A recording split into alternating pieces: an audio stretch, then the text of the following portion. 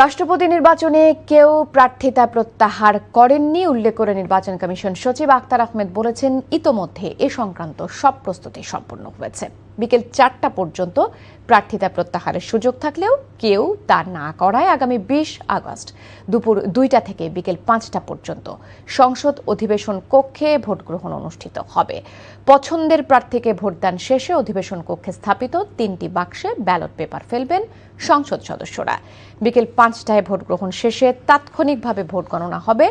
পরবর্তীতে সংসদ অধিবেশনে কক্ষে প্রাথমিক ফলাফল ঘোষণা করবেন রিটার্নিং কর্মকর্তা ও সিইসি এএমএম নাসির উদ্দিন।